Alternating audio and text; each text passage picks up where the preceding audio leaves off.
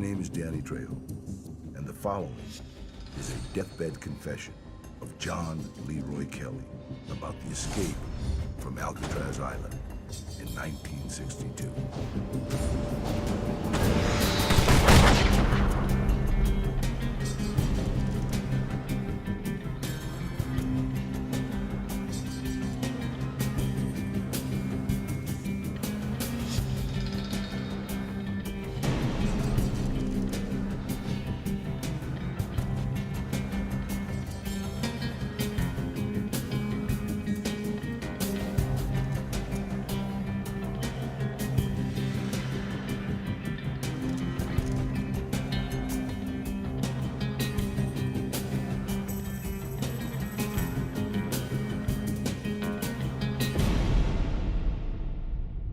The greatest mysteries of the 20th century include the disappearance of Jimmy Hoffa, the JFK assassination,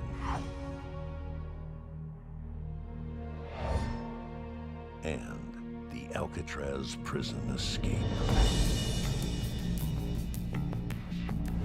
In 1962, 3 inmates escaped from Alcatraz Island Federal Penitentiary. This was thought to be impossible. Their bodies were never found, and they were never captured. Until recently, there was a $1 million reward for information that led to the capture or discoveries of the bodies of Frank Morris, John Anglin, and Clarence Anglin, who escaped on June 11, 1962. No one knows if they drowned in the chilly waters off Alcatraz that night, or truly made it off the rock. Recently, a new document was uncovered, a deathbed confession of a low-level criminal claiming involvement in the escape, which sent Art Roderick, the head of the U.S. Marshals, and his partner Mike Earp, descendant of legendary lawman Wyatt Earp, cross-country with filmmaker Daniel Zarelli to investigate the oldest open case in U.S. Marshals history.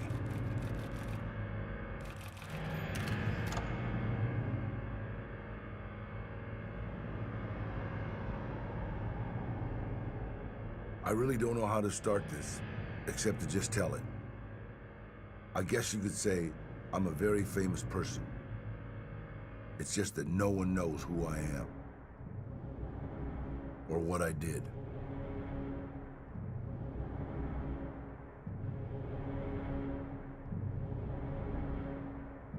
I, along with a man named Robert Michael Kyle, helped to pull off one of the most famous prison escapes in United States history.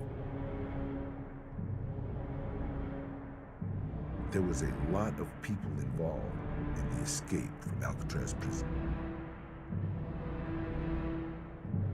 I know for a fact that high-ranking guards were paid for their part in the escape. I believe, from what the convicts told us, that the prison officials had to know or strongly suspect that guards at the prison took part in this escape. On Monday, June 11th, with Robert at the wheel, we picked up escaped inmates Frank Lee Morris, John Anglin, and Clarence Anglin. We took them north to Seattle on the boat.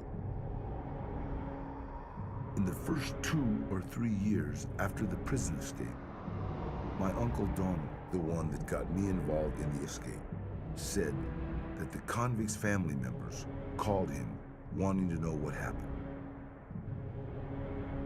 I always told my Uncle Donald that me and Robert left the convicts in Canada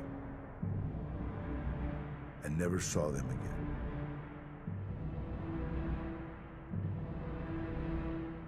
I don't think he really ever believed me.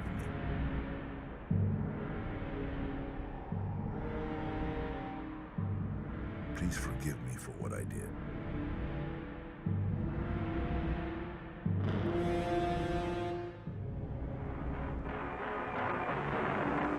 The spoon proves mightier than the bars at supposedly escape-proof Alcatraz prison.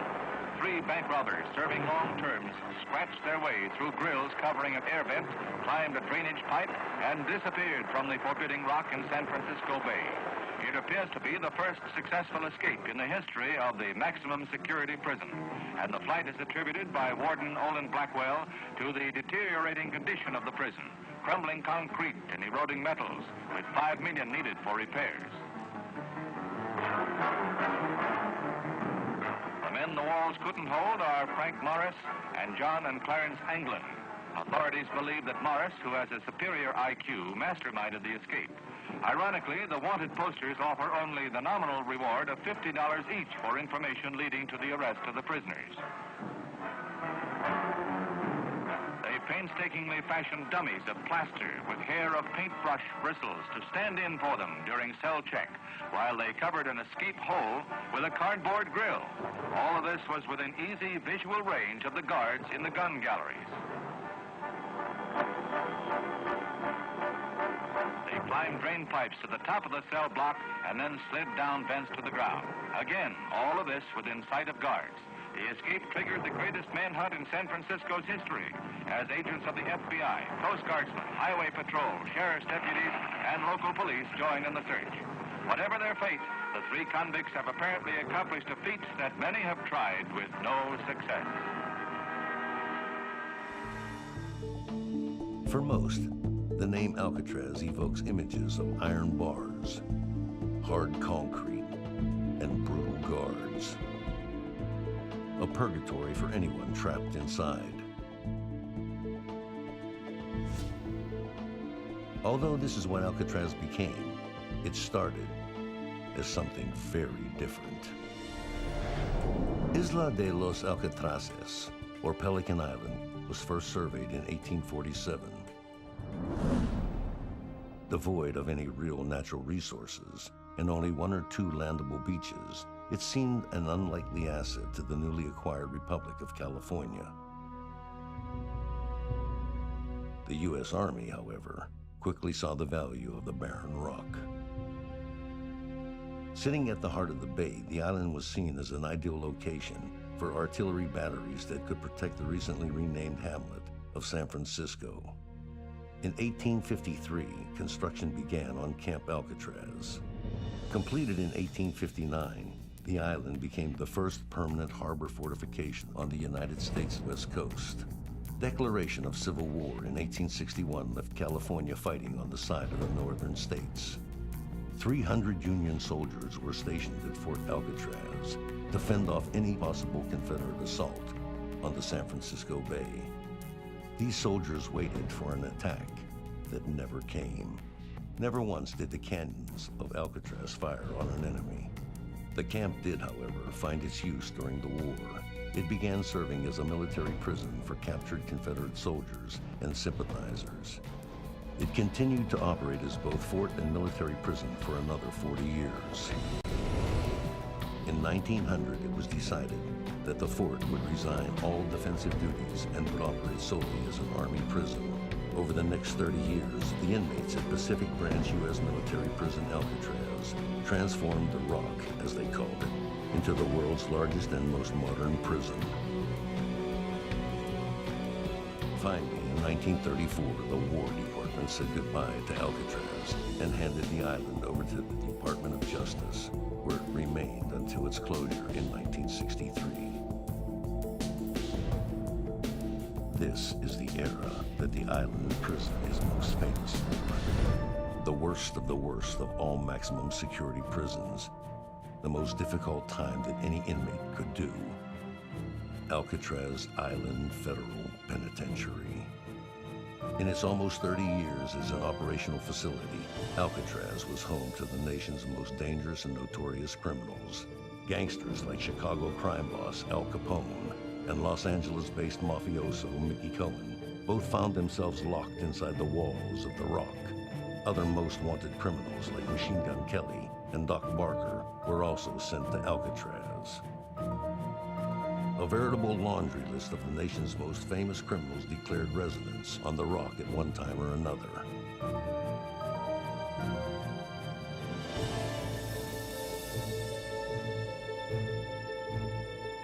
Given the miserable conditions at Alcatraz, combined with the nature of its inmates, it was inevitable that there would be escape attempts.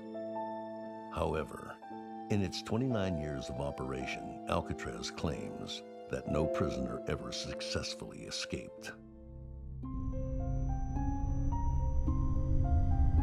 This is the Alcatraz Prison Escape statement, and I've faxed it to both the FBI and the U.S. Marshals, and they've deemed it credible enough for follow-up.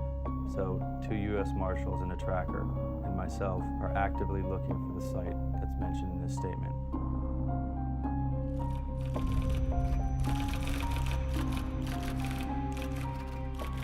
I am typing this statement from my good friend and patient, John Leroy Kelly, who was born near Greenville, Mississippi, on or about September 3rd, 1944.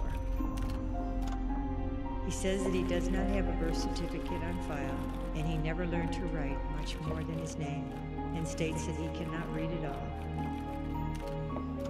John has asked me not to release this to anyone until he is dead. He is afraid of going to jail or prison for the part he played in the 1962 Alcatraz Prison Escape of Frank Morris, Clarence Anglin, and John Anglin.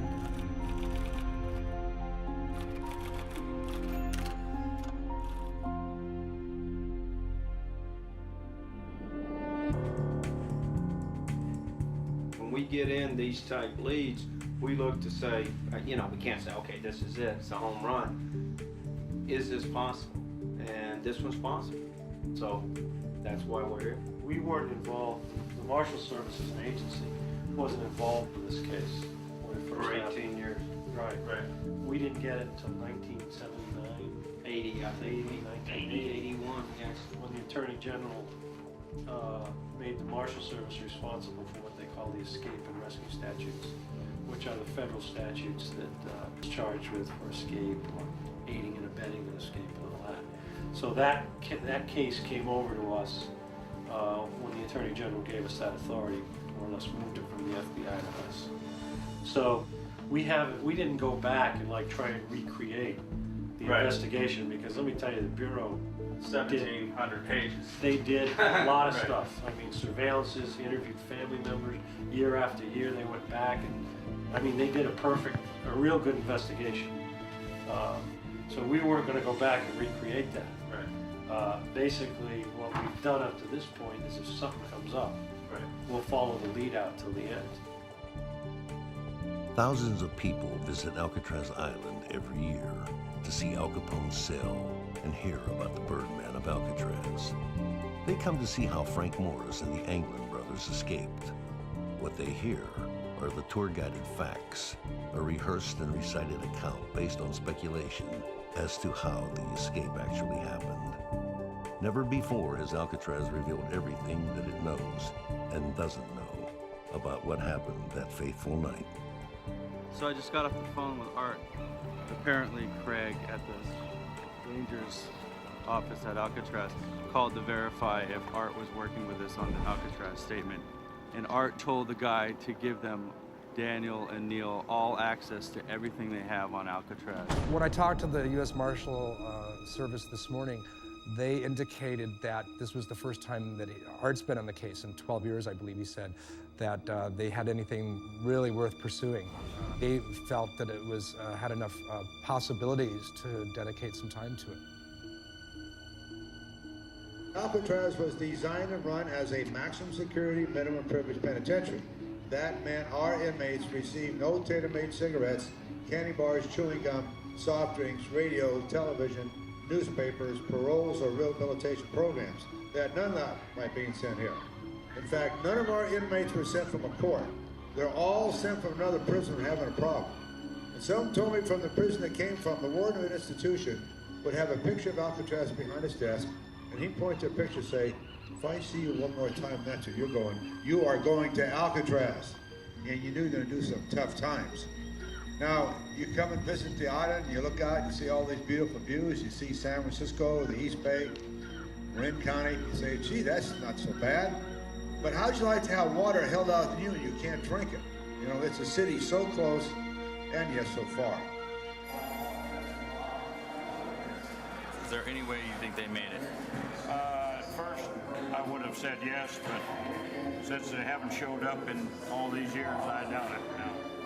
Given the bay and the tide conditions that night and what physical evidence was discovered over the next couple of days by the FBI, most of the staff on the island have been of the opinion that they probably didn't survive the swim. I don't think there's been any trace of them found, which in a way is kind of unusual because bodies do turn up in the bay here mostly. When somebody drowns, they'll find pieces of them, they'll find parts of their clothes. 50 degrees out there for about 10 to 12 Celsius. It's very cold. Although 400 people a year swim from Alcatraz to San Francisco, we have at least 2, maybe 3 swims a year. Most people can't handle it. If you can't do it in 35 or 40 minutes, you know, you're going to be in trouble. So it can be done.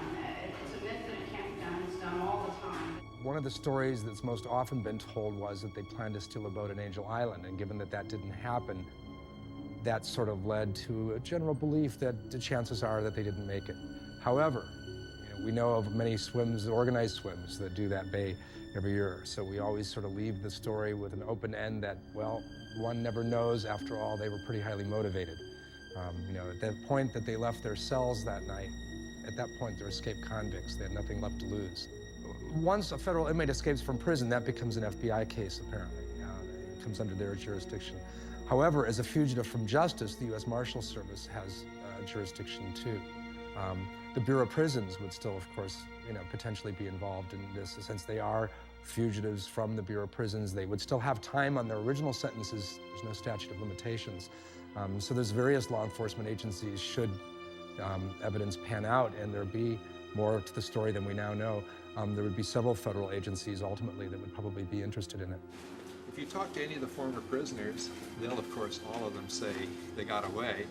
And if you talk to the former guards, they'll all of them say they're dead, they drowned at sea. But they're still on the wanted list of the FBI, and so they're not going to give up until there's some proof that they actually died. Is there any way you think they made it? Absolutely. Really? Yeah, I helped them with some tools to do that, and I know John and Clarence swam before they could walk. They were born and raised in the Everglades, so personally, I believe they made it.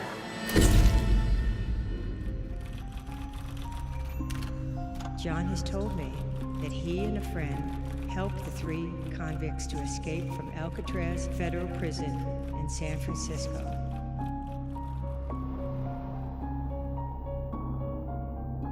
At 11:15 p.m. on Monday, June 11th, Robert and I were in a boat off Alcatraz Island Prison. At approximately 10 minutes to midnight, we moved to the area just outside the city marina. At about midnight, I heard splashes in the water. They were lying across a homemade life raft. We picked up escaped inmates Frank Lee Morris, John Anglin, and Clarence Anglin. I remember one of the men, Frank Morris, laughed and asked if we were their ride. Robert asked where was the other 2. Frank Morris said they were it.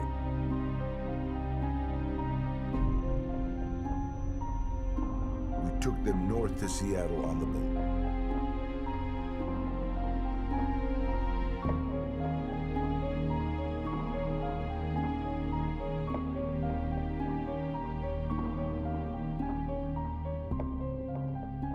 When we got back to Bellingham, we had the 3 convicts get into the back of the truck that we used for painting and had them lie down in the back.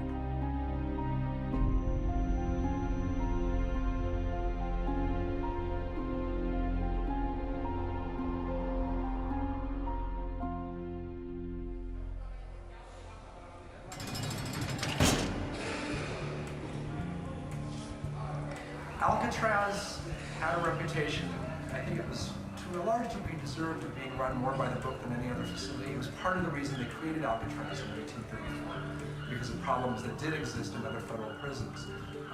But there's certainly stories of payoff. I mean, at a low level, there were guards that broke some of the rules, inconsequential rules, like you weren't allowed to have candy. There was no commissary to buy candy there. Yet there was a correctional officer who worked in a shop that would sometimes slip an inmate a piece of candy if they'd done a particularly good job on the line. One day, one of those inmates got caught with that candy, and rather than turn the guard in, he did 19 days in solitary, I guess, maybe a bit more. punishment for refusing to inform, because they knew this had to come from correctional staff. We know of, again, religious staff on the island that came out here, in at least one case, smuggling letters off the island because they felt the inmates had more of a right to private correspondence with their lawyers than the law allowed at that time. Craig, one of the rangers here, said that the religious staff sometimes thought that conditions were a little tough and that sometimes priests or the religious staff would help give information and letters, bring letters to the families and such. Do you know anything about that? No? No, I would say that the religious staff, as I understood it, certainly myself as a part of the religious staff and the priest that I worked with coming out here, were scrupulous about that. We were instructed in a number of ways that we were never to take any contraband in or out. And also, there was a no hostage policy. So when we went down into the yard to walk around and talk with them down there, we knew that if they ever grabbed us and captured us in any way at all, the guards on the towers would start shooting. And so you kind of took your life in your hands if you ever did go down in there. But I never ever felt insecure around the prisoners. They were always extremely kind to me and also very respectful of me. And I think part of it had to do with the fact that we were able to get in here from the outside. Very, very few people, including their wives and children, couldn't get into this prison. They could talk to them through those walls, you know, with those 2-inch thick glass windows and through telephones. And we would actually walk in here and we could touch them. They could touch us. They could ask us questions. We could tell them about the outside world. And so we were kind of a breath, I was, and the chaplain service people were a kind of a breath of fresh air for them. And a kind of a bright spot in their life, and they were not about to hurt us or take us hostage. I never had any ever experience like that. And I also never heard of any chaplain ever taking contraband in or out. Right. Now, sometimes we took messages in the sense that you'd say, well, say hello to my wife or somebody if you knew the person, but and you just say hello, that was all. Apparently there was a woman on the outside that was helping make arrangements for their escape. Well, that's what they said.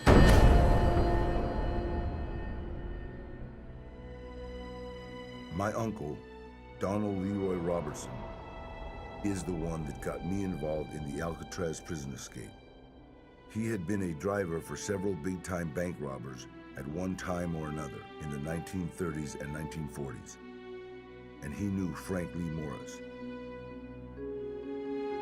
In October of 1961, my Uncle Donald had me go to San Francisco to meet a woman named Eugenia McGowan in St. Anthony's Catholic Church in the San Francisco Tenderloin District. That day changed my life forever.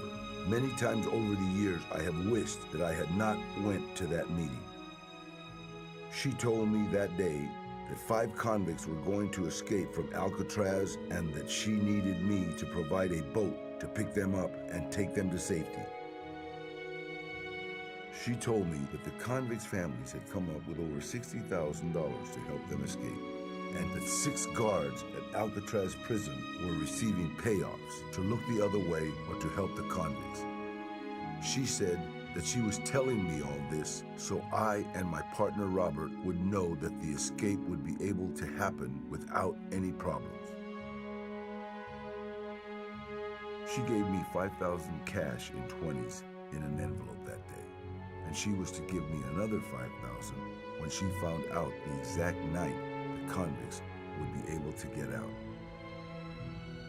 Eugenia never knew it, but she had sealed the convicts' fate when she told me that the convicts would be picking up $50,000. Robert was obsessed with trying to figure out some way to separate the convicts from the $50,000 when we got them back to Seattle. I can't believe now that I went along with Robert's wild scheme.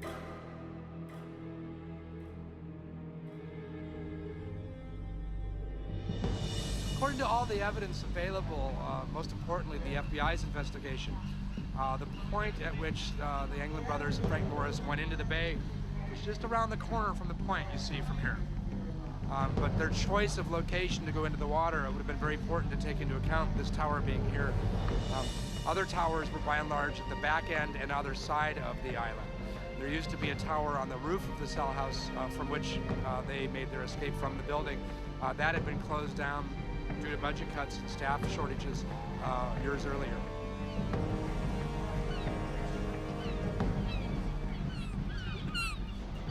here we have the cell house at the top of the island, originally constructed by the Army, and this was a military prison. The Anglins made their escape from an air vent, approximately in this area. By all accounts, made their way down here where they were able to slide down an exhaust vent from one of the kitchen stoves down below. This was the mess hall and food preparation area and the hospital.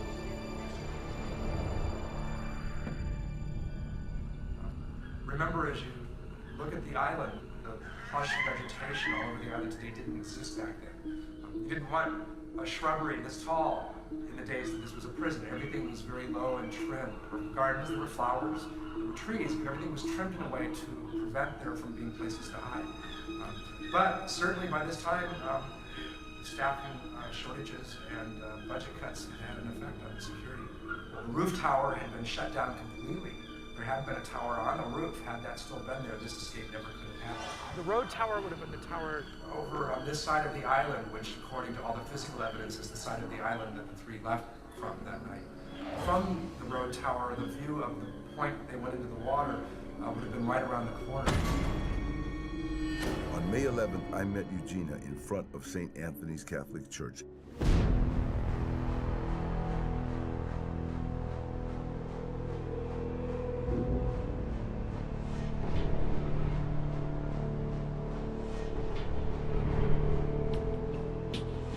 We walked to the waterfront, and we met a man in the shadows there. He showed me where the water was likely to carry the convicts on a raft to, and he told me to expect them just after midnight on June 11th.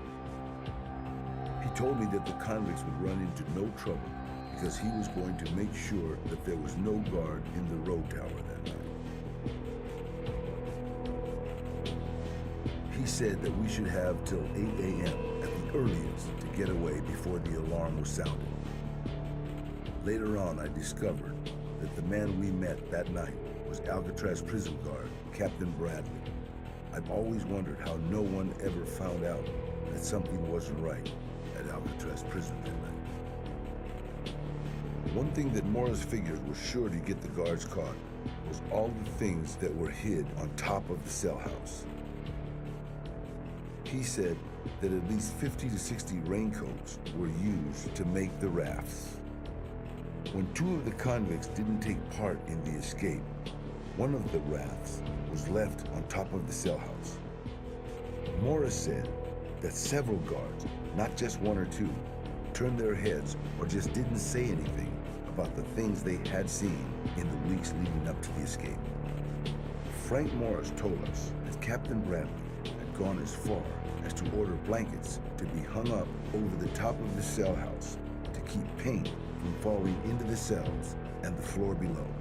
But the real reason the blankets were put up there was to give the convicts unrestricted access to the rooftop of the cell house and to allow the convicts to escape. I mean, ironically, even though everyone knew those blankets were there, it's not in the official Bureau of Prisons report. The fact that those blankets that were up there blocking the guards' view of that area on the roof of the cell block, allowing them to make their escape that night, the fact that those sat there for months, arguments amongst the guards, who has authority to okay those blankets being there or not. But what it was is some of the guys planning the escape worked in the cell house, and they pointed out how badly that area where there's some utility pipes between the top of the cell block and the actual roof of the building. There was a gap there by design. So each cell block is a building within the cell house, but no part of the cell block touches an exterior surface of the building. Well, they needed some way to work up there to get through the air vents, and so they said, well, we need to paint this area. But look at all the dust and debris and paint chips that are going to be flying around. Gee, can we get some blankets from the Army supply that we wash out here and hang them up to contain all the dirt and debris? One correctional officer said, no way. The other one pulled rank and said, no, go ahead.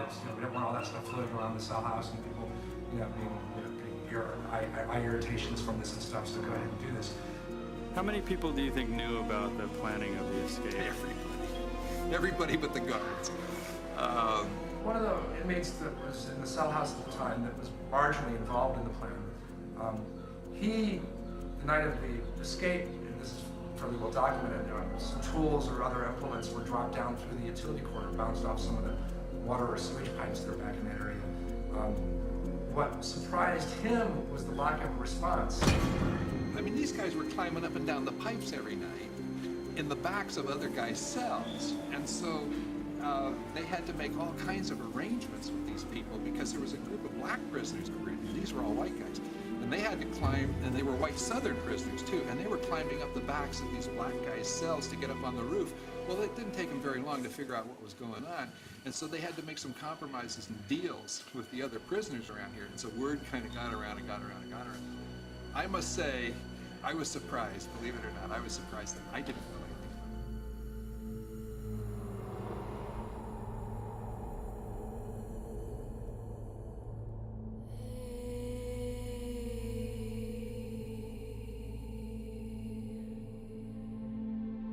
The real surprise of the trip came when we got back to my Uncle Donald's house.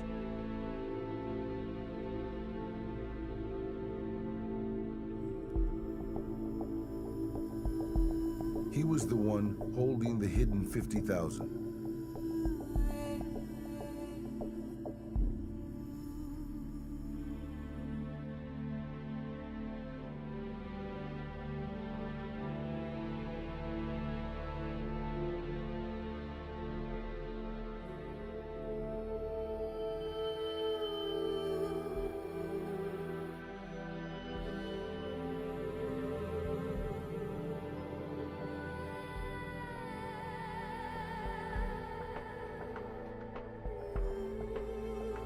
We received our 10,000 more, with my Uncle Donald getting 4,000 of the 40.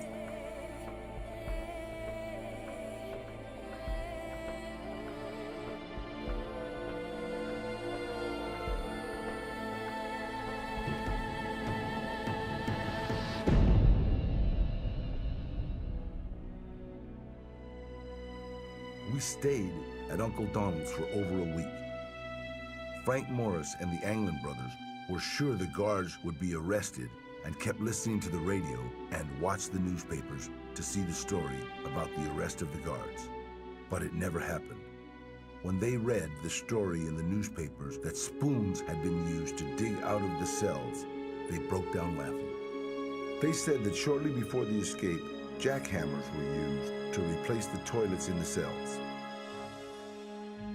The jackhammer was operated by Alan West, who they said had been assigned to prison maintenance since May of 1961.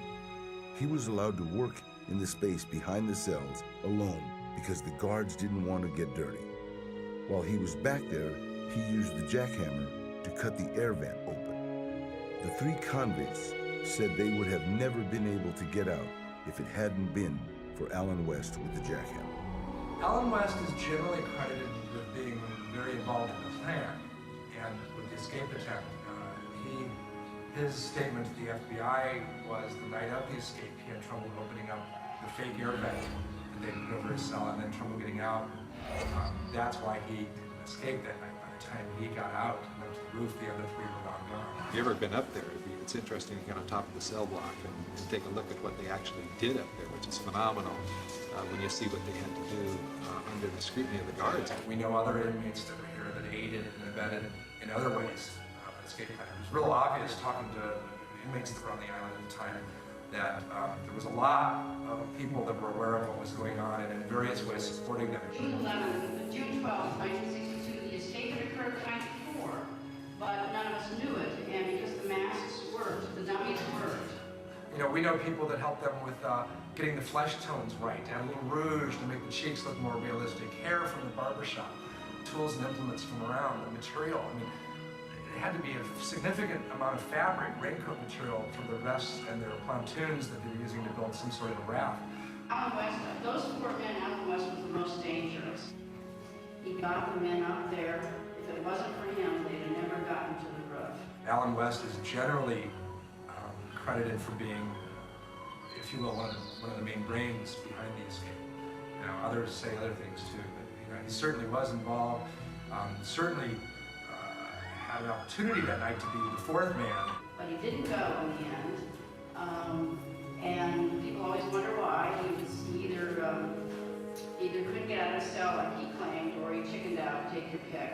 I kind of thought about the idea that maybe he had decided this was a suicide attempt rather than an escape attempt. Didn't want to say to the other guys now very involved in this, hey, I don't think it's going to work after all, and maybe just backed out and didn't try to get out that night, knowing that they wouldn't wait for him. Whether or not that's true, I have no reason to know one way or the other, but that seemed like another possible scenario to why he was still in his cell that morning when the other three were long gone. What more could they get? Just more time if they were caught trying to escape? What they would have had was probably some time in isolation, D block at that time. And then certainly time could be added to their sentence for the escape attempt. What is, can you describe what D block was like if you were putting it? Ironically, it had the best views in the cell house and largest cells because it was the most recently renovated area. What made D block tough was that good view, because that was a view of freedom you didn't have. And the fact that you were locked in there 24 hours a day.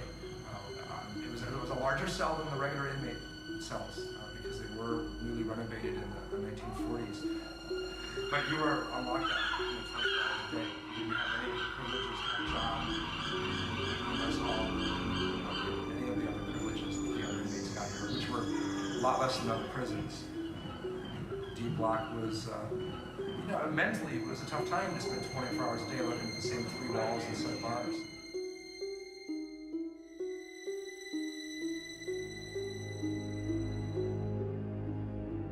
While we were at my Uncle Donald's, the three convicts told us that Clarence Carnes had not been able to get out of his cell, and that Alan West had just flat chickened out. He told them he was going all along. Then at the last minute, he told them that he was afraid of the water. He was also concerned that they would get in the water and there wouldn't be any boat out there. They didn't know it, but that made things a lot easier for us. The fact that there was 3 convicts, not 5.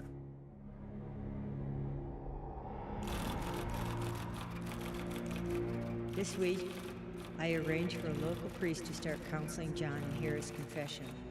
It seems to have improved his spirits greatly. I cannot sign the statement or give my name because I have broken patient confidentiality by giving some of the information I have in this account. I could be fired from my job or lose my nurse's license, so for that reason, I must remain anonymous. But I will do my best after John's death to ensure that this statement and John's statement get into the right hands. Do you know if the nurse that took the statement from John Kelly, if she took, there's something in there that says that put it in a safety deposit? I've got the original document. Is it handwritten or is it typed? It's typed. I know she says I typed, but I didn't know if originally she took, because she was trying to turn it over to John's sister, but she didn't want it. So she gave the whole thing up. Yeah, and I mean, it's weird for somebody to send me like an original typed or printed. I mean, it was the 80s, so there are computers. I mean, this is it. I mean, it feels like, which is is not just a a copy. Xerox. That's just a copy. Okay, it's that copy. I mean, This looks like term paper. yeah, right. So I mean, that's supposedly the original. So, I mean, I would like to keep that if possible because I am a collector of documents, but that's the supposed original that was overnighted to me with some other material. Well, if you hold on to it for now, let's see where the other end plays out. Cool. We'll be asking you for the original. Now, in the late 80s, early 90s, there was a couple of shows that came out. Unsolved Mysteries. I know the History Channel's done some stuff, the Discovery Channel. Right. And those tended to generate more leads. And we would always end up following up on those leads. We would run their fingerprints every year, nationwide. So if they run an alias, we could find out if they committed any crimes and have been printed by some police department. Same thing with Canada, who has a mutual relationship with the U.S. So, none of that turned up. We just did a lead a year and a half ago in Texas, right? The guy that looked like him, we got something. Oh, really? The lead got sent to us. We got hold of his driver's license. It was after there was a History Channel show on where we aged hands. Right. Did you guys do that? Yeah, I noticed that on the internet. Yeah. And we went and sent those out to everybody. And And somebody came back and said, geez, it looks just like this old guy. So, you know, we went and followed the lead up. In Texas, I guess you have to have your fingerprints or a thumbprint on the driver's license, and we actually were able to verify that it wasn't him, based on fingerprints. Today is March 17th. John Leroy Kelly died at 3 a.m. this date of AIDS-related pneumocystis carinii pneumonia. He died quietly in his sleep. John received the last rites of the Roman Catholic Church just after 11 p.m.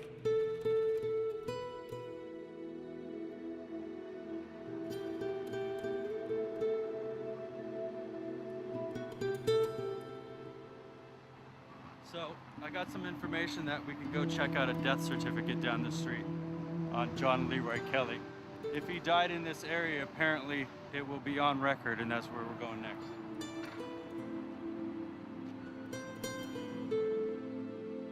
John was a no-code patient, so he did not attempt to resuscitate. I'm truly glad for John that his long struggle is over. May he rest in peace. I basically narrowed it down to about 5 hospices in the area. From that, we're going to go back to the Hall of Records and find out if there's a death certificate. But even without a death certificate, we can get a lot of great information now. Sarah Lang of Vancouver, British Columbia called me on the phone and asked if she could come down and talk to me about her brother. I said yes, if she could agree to complete confidentiality concerning my identity. She agreed, and I met her at the downtown public library. During our meeting, she brought up the Alcatraz Prison Escape and asked me what her brother John had told me about the Alcatraz incident. I gave her a copy of everything, and she stated that it was the same story that John had told her for years before. She stated that she had heard the same story over and over many times from John and felt she almost knew it by heart. That he and a friend helped the 3 convicts to escape from Alcatraz Federal Prison in San Francisco. And they then killed the 3 escaped convicts to keep all of a large sum of money.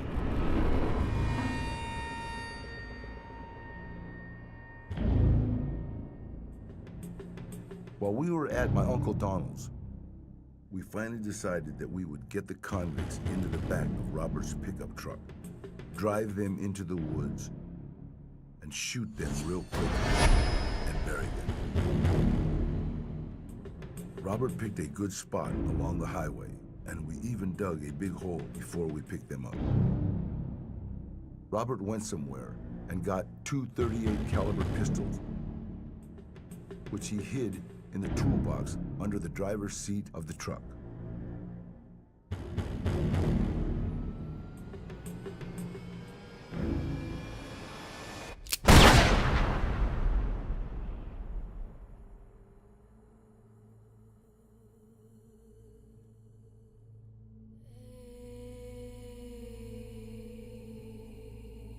I told her about John making his confession to the Catholic priest, and that I felt it had helped John's peace of mind tremendously. And I told her that I believed John had died in peace. I had offered her these papers, including John's statement, but she said she did not want to get involved. She told me that it was true about their Uncle Donald being a driver for big-time bank robbers. She said that back when he was doing this, that it worked out very well. She said that there was a family rumor that Uncle Donald had at one time been sentenced to a lot of time in Anglin State Prison in Louisiana, but that he escaped after a very short time and fled to the Pacific Northwest. According to her, no one ever found Uncle Donald, and he died of an old age in Seattle. One interesting thing she said was that John had trouble getting rid of some of the money they took off the convicts because it was so old. She said that some of the bills were very large, but were still legal tender and could be spent. When she got up to leave, I again tried to give John's papers, but she refused and left. I don't really know who to give John's statements to. I have thought about mailing it to a news agency or the FBI, but I'm not really sure what to do with that. Like John, I feel the time had come for the truth about the Alcatraz prison escape to come out. I miss John at times. He probably was right about being famous if everyone knew the truth about what he did.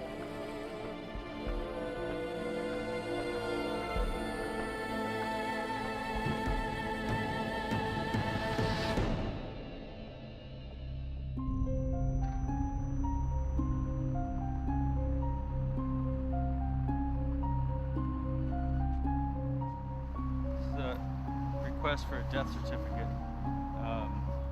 for John Leroy Kelly.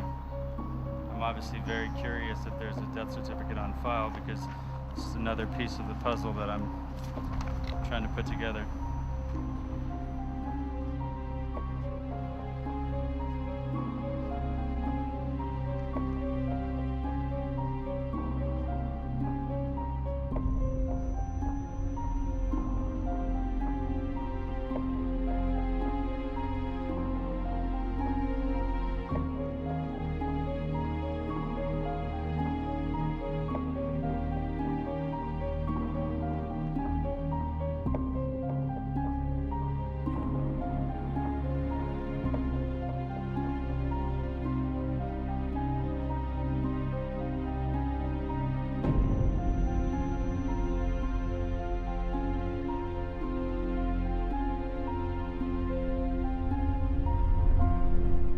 Typically, in escape, a couple things happen. For example, in the case of Henry Young, they made a movie real loosely based on him a few years ago. When he escaped from Walla Walla State Prison, the first thing he did was go home. One thing that has led circumstantially to our belief that they probably didn't make it, based on what we knew so far, was the fact that there were no crimes later on that were attributed to them. There was no, although family members have talked to us and claimed there were things going on, they're not going to want to spill the beans, as it were, on that. The typical escape would leave a trail. And it's not to say that there aren't exceptions, but to go home, to rob another bank, to commit another crime, to do something to leave a fingerprint somewhere is not at all uncommon. And it's been lacking that over the years, since it's been so many years and nothing credible so far had shown up. That added to the likelihood that our opinion, or my opinion I should say, that they didn't survive the bay. And it just added to that. The fact that these guys never surfaced again, the fact that they never were connected to any crimes again. Not to say that, well, people say, well, if they were smart, they wouldn't do those things. Well, if they were smart, they probably wouldn't have been doing what they were doing to begin with, is another way to look at that.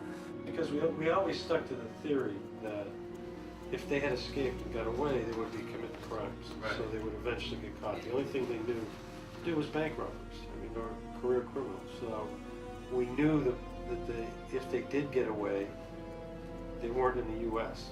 Right. And they probably weren't in Canada, because Canada has the same type of law enforcement program that we do, and they eventually would have got caught doing something right there. So that's why we really looked at anything internationally, and we weren't really concerned with the historical. We've had cases like this before where somebody's actually gone back, dug the bodies up, and then spread the bones someplace. I mean, all we end up with was fragments of bones in there. They're never going to get up all the bones.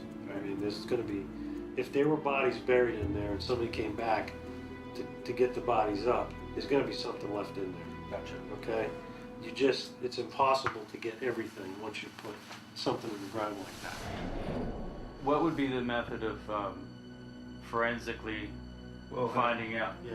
Is there dental records, or is there DNA of any kind? Or we'll have to make that determination, and whichever state or local authority we will be dealing with. We do have records.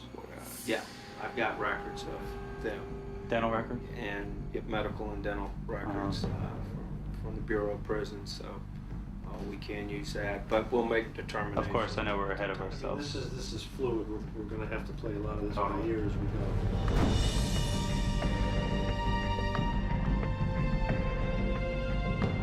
So we just met with Mike Earp and Art Roderick from the U.S. Marshals. We're caravanning right now to meet with a local guy who knows the area. We're leaving Seattle. It's about an hour outside of Seattle.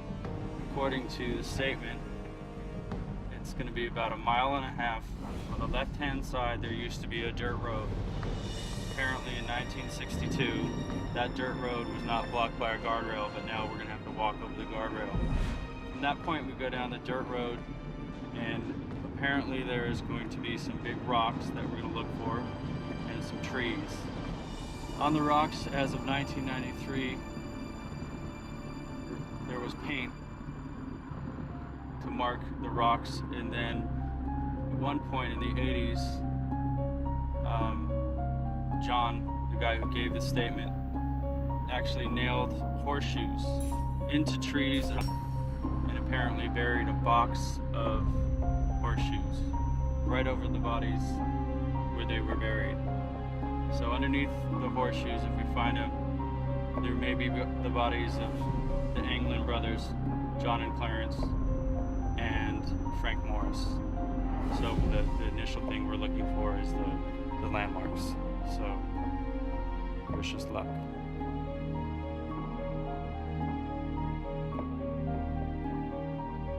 Over the last weekend, me and my son took John up to the spot where he says the 3 convicts are buried.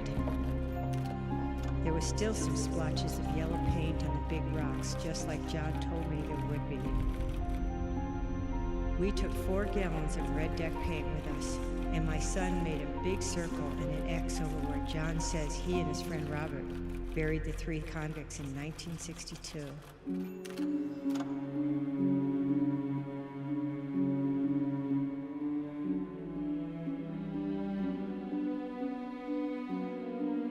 His name's Al Davis. He's an old timer. He's lived in this area for his whole life. He's at least 70 or 80 years old.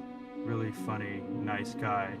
He said though, if you go back even 10 years, 10, 20 years, everything's changed about this location. He said even for myself, because that could describe 4 or 5 roads that aren't even there in existence anymore. So it's going to be really hard for you to find what you're looking for. He said that we're like 5 miles off base. He said most likely that we should go back up and turn to the right, sort of where that area that near the lake where we went. And there's actually another right turn that kind of just, I let him read the one paragraph about the directions. He said, you have better luck in that area. But, you know, he just said there's just 4 or 5 places in this area that have changed, and it's just going to be hard to find based on those semi-vague. It sounds like vague directions to him because there's too many options. You can no longer turn off the highway at that location. There's now a guardrail, and you have to park on the roadside and walk from there. We were able to find 2 of the horseshoes nailed to the trees. Okay, so we have good news and bad news. The good news is we met with a tracker who knows exactly the area and exactly the turnoff where he thinks, the statement is pointing to. The bad news is that he said it's a big area.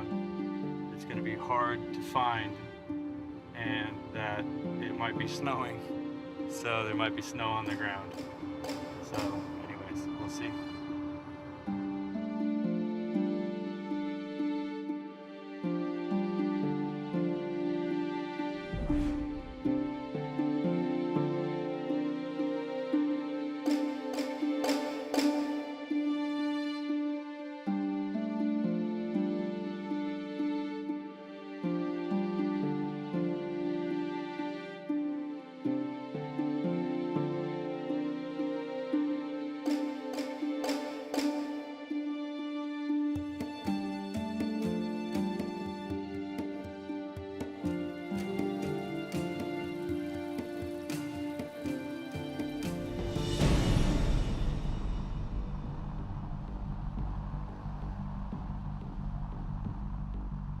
This would be the 30-foot. Yeah. This is the closest.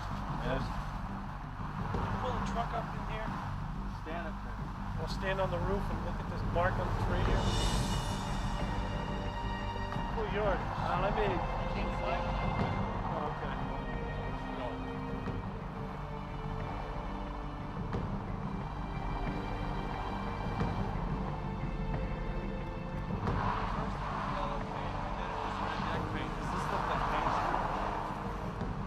looks like yellow paint. And does this look like red deck paint? Sure does. Holy shit! And does that look like it could be a knot in the mortuary ones up there?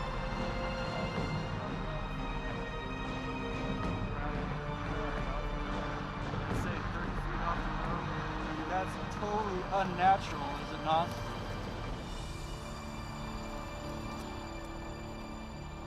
I mean, it could be analyzed, of course, but I think it's worth bringing a metal detector in this area.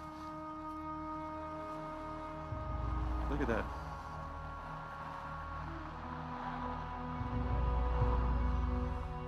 Well, here's the rest of it. Here's where it came off right here. I mean, that many rounds. You know, they blasted them. They blasted them.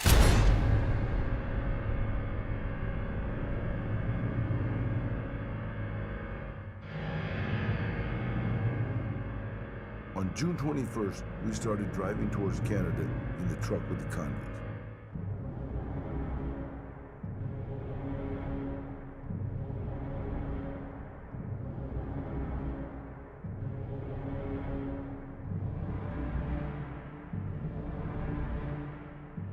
At a few minutes past 5 p.m., Robert hit me on the leg, which was a signal we had arranged.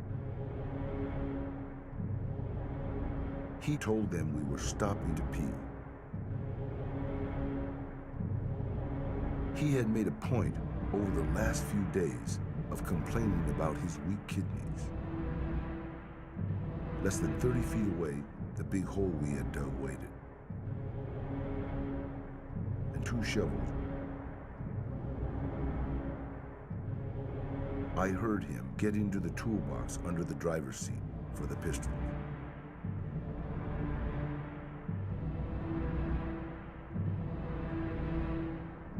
And he handed me one of the pistols down by his side.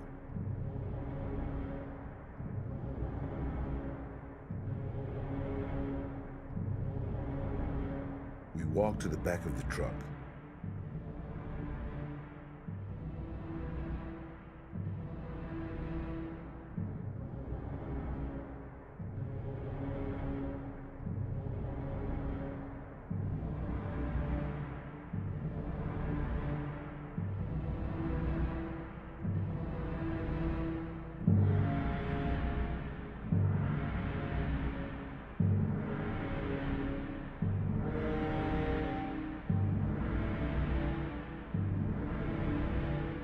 Robert opened the truck's tailgate.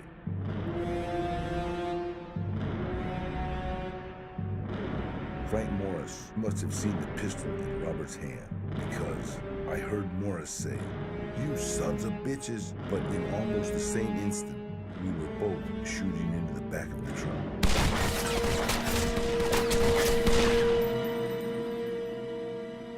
I'd never been able to forget the way they jumped around and the sound the bullets made when they hit their bodies. It was the worst thing I did in my life.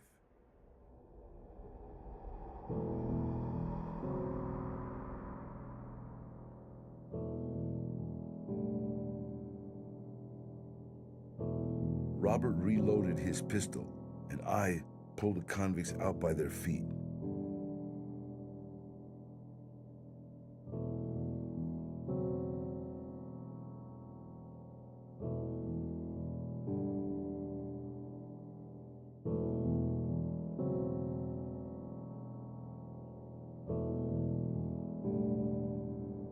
John Anglin was the last one I pulled out, and he was alive and talking. Even though he had been hit several times and had to be hurting very badly, he begged not to die. But Robert shot him 3 or 4 more times.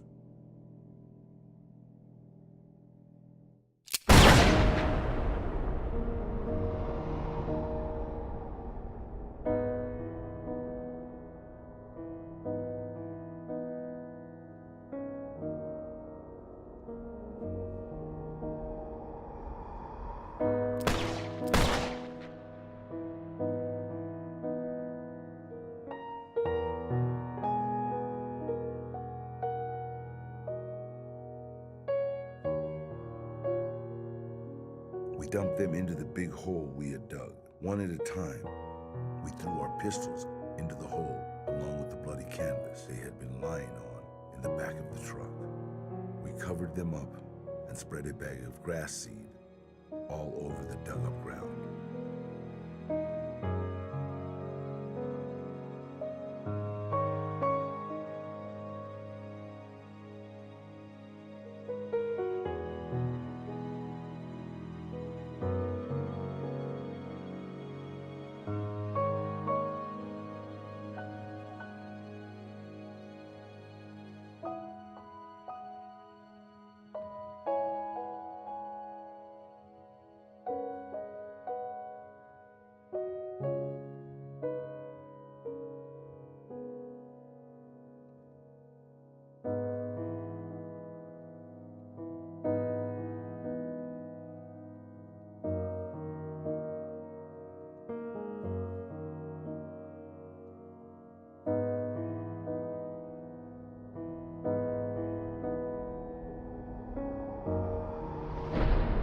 Do it this close? Of course, this is more secluded than down there with the houses. Yeah, and then in the 60s, there's probably not as much traffic. They put all the horseshoes on one tree? No, there are four in a circle, sort of a circle. And then when they came back in the 90s, there were only 2 left.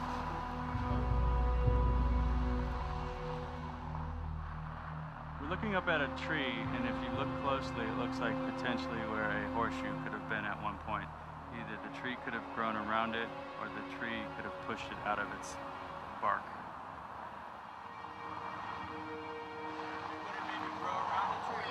Yeah, I could go around. This is a spot here we're gonna have to. Yeah.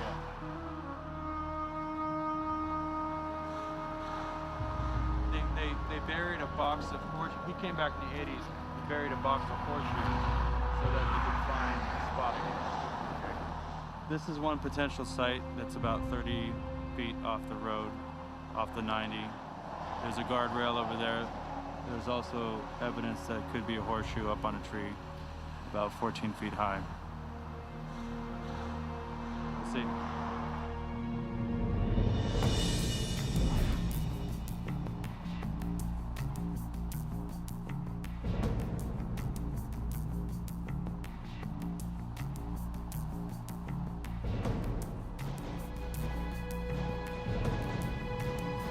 Not far. I think it's got potential like crazy. There's paint, chips, and that little place that could have been a horseshoe at one time. I don't know.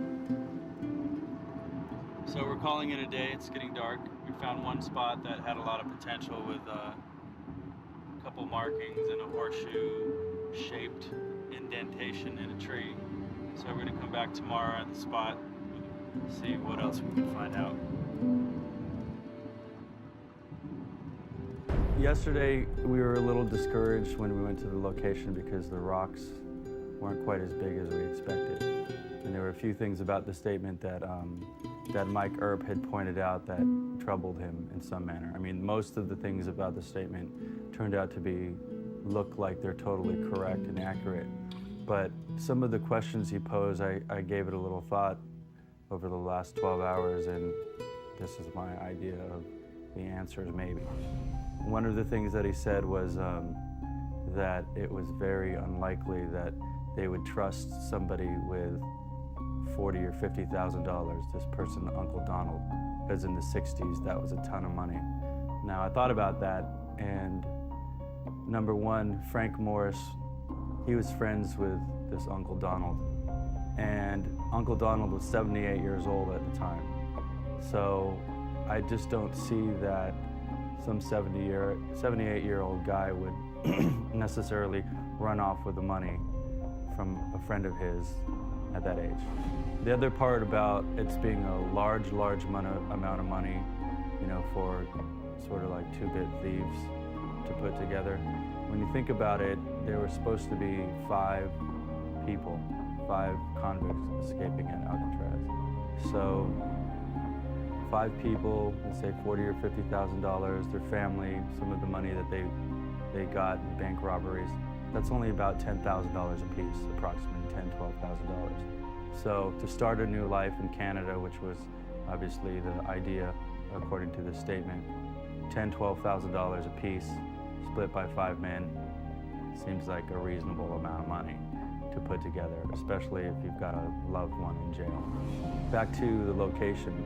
So we went to the location yesterday, and so, you know, in our mind's eye, we sort of maybe thought these rocks were going to be bigger. We did find some really interesting evidence. We found a really cool-looking horseshoe-shaped indentation in a tree. We also found some paint scraps in yellow and red, which is, again, we didn't find exactly paint on the rocks. But we found some evidence that, you know, is circumstantial and enough to follow up on.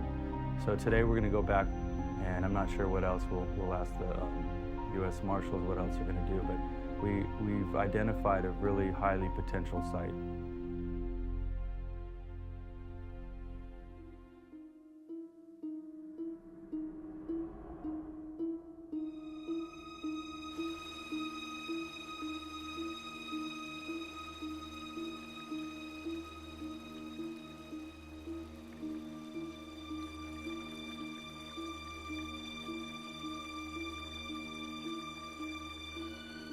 Okay, we're back at this spot, and I just found a few interesting things.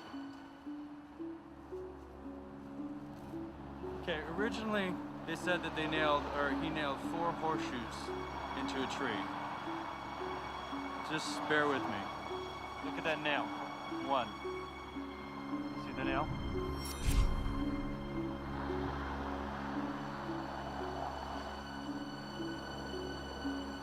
Come over here. 2.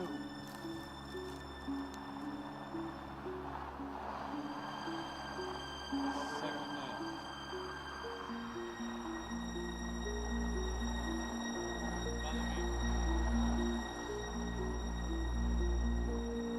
3. So we were looking for horseshoes. Now, you know, when she came back, apparently there were only 2 left, but now there are no horseshoes. But look, there are 1, 2, 3 over there, and 4 nails. And this is the area that I said looks like somebody maybe came back at some point. Just point the camera right down there.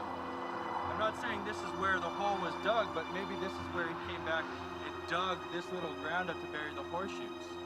It's not like, this area looks to me a little unnatural to the rest. It looks like something was dug out and it's all uneven here.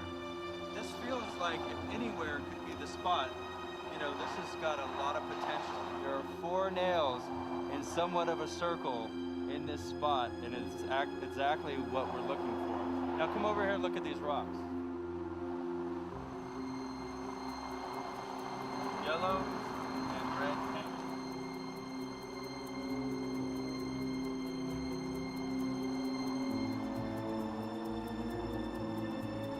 I'm hoping that we'll come back and survey this whole area, because this ground, this area, and those markings look good to me.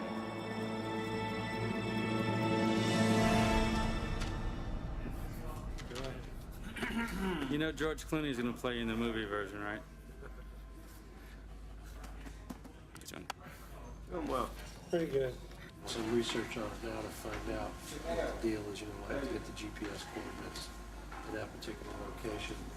We'll probably do that today. But I know the name of the individual you got the statement from. If we could just do we can run a background on it right now. We can call our headquarters, find out if he's connected to what his mother's name is, or where she's Right. from, and where he's been. Right. He's got to be. I mean, he's got to be. Yeah, he's real paranoid about his identity. Right. You know, we're at that point. I mean, we don't even know if she's alive. Right. Right. And if you're telling me this guy sounds like he's in his 50s, and this is his mother, and she's got to be at least in her 70s or 80s. Right. You know? Right, I got you. So. Okay. And we're going to But have. they gave you statements. Let's be honest about it. Yeah. They are the ones providing statements in reference Right. to this guy confessing to homicides and whatnot. Yeah, those law enforcement officials that could be investigating that, yeah, their name's going to have to be known. They're going to be questioned. They're going to be interviewed. They're going to be possibly compelled to testify. I mean, there is a for the possibility. accuracy of these statements. Right. There's no doubt. I don't want to mislead you on that. That is. I mean, as far as we're concerned, the public's not going to get any information. No, we're not going to release anything. I mean, we don't. But the law enforcement, yeah. Right. It's my.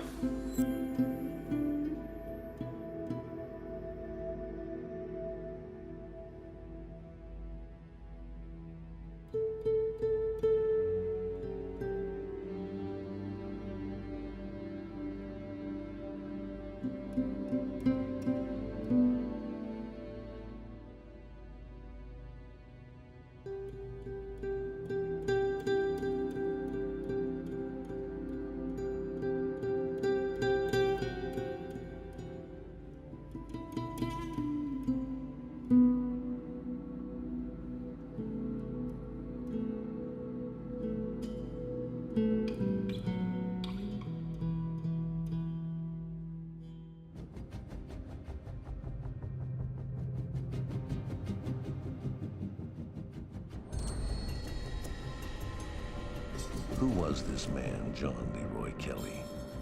A phantom? A charlatan? A phony? Or was he telling the truth? Did he and his partner take part in one of the most well-planned and coordinated escapes in history? An escape that could only have been successful with help from inside and outside the walls of the rock. What is irrefutable is that the three men made it out of their cells and into the water that night. It is only speculated that they drowned at sea. Was the culmination of their complex plan merely to swim across the bay, risking hypothermia and drowning, only to come ashore in bustling downtown San Francisco?